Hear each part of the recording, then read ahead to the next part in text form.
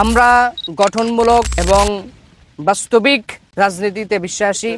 আমরা সুস্থ রাজনীতিতে বিশ্বাসী।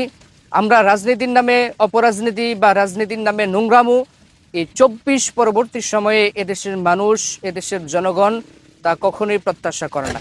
আসসালামু আলাইকুম ওয়া রাহমাতুল্লাহি ওয়া বারাকাতুহু।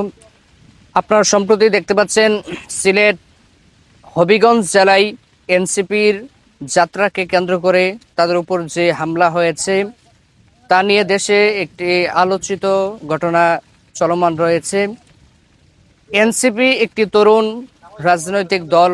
এই দলটি এই 24শে গণ অভ্যুত্থান বলেন বা বিপ্লব বলেন, তার মধ্যে এই দলের শীর্ষ নেতৃবৃন্দের বিশাল একটি অবদান রয়েছে। এই দলের একটি পথযাত্রা অথবা একটি সমাবেশের যাওয়ার পথে যে আক্রমণ হামলা হয়েছে তার জন্য আমরা তীব্র নিন্দা এবং প্রতিবাদ জানাই। আমরা গঠনমূলক এবং বাস্তবিক রাজনীতিতে বিশ্বাসী। আমরা সুস্থ রাজনীতিতে বিশ্বাসী।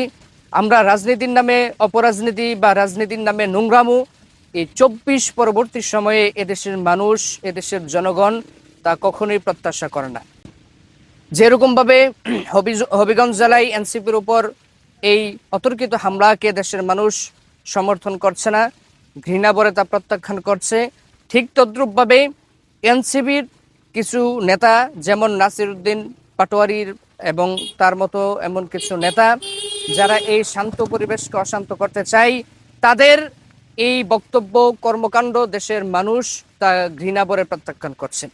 নাসিরউদ্দিন পাটোয়ারি সাহেব, তিনার আলোচনা রয়েছে, তিনার সুনাম রয়েছে।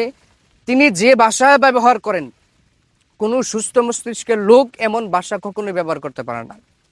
বিএনপি বাংলাদেশ জাতীয়তাবাদী দল একটি স্বাধীনতার পক্ষের দল, স্বাধীনতার পক্ষের শক্তির দল। হ্যাঁ, দল হিসেবে, বৃহত্তর দল হিসেবে ভুল ত্রুটি আছে, সুনামের পাশাপাশি দুর্নামও আছে। এবং এই বিএনপির 3 জন শীর্ষ নেতা তথা মেজর জেনারেল জিয়াউর রহমান এবং বেগম জিয়া এবং তারেক রহমান, এই 3 জনের প্রতি দেশের মানুষ সন্তুষ্ট এবং তাদের কর্মকাণ্ডের প্রতি মানুষ আস্থা রয়েছে। তাদেরকে নিয়ে যে সমস্ত বিতর্ক করা হয়, তাদেরকে নিয়ে যে সমস্ত বিদ্রূপ মন্তব্য করা হয়, আমি মনে করি এই বর্তমান পরিস্থিতিকে উত্তপ্ত করার জন্য নাসিরউদ্দিন পাটোয়ারির মতো কিছু বাচাল মার্কা নেতা যারা আছেন তারা অবশ্যই দায়ী। তাদেরকে যদি আপনারা কন্ট্রোল না করতে পারেন, আমার মনে হয় এনসিপি সহ তাদের সমন্বয়ে যে দলগুলো রয়েছে তাদের জন্য ভবিষ্যৎ খুবই অন্ধকার।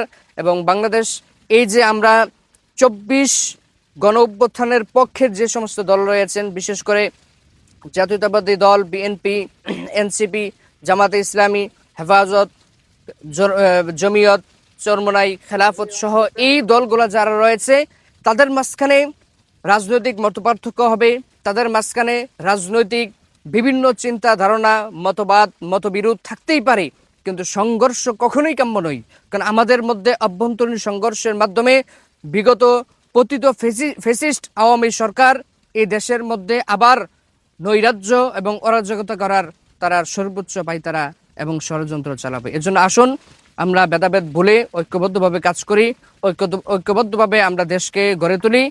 এই দেশের মধ্যে যত মতবিরোধ আছে, সাংগঠনিক পর্যায়ে গঠন প্রক্রিয়ার মাধ্যমে আমরা সেগুলো হবে।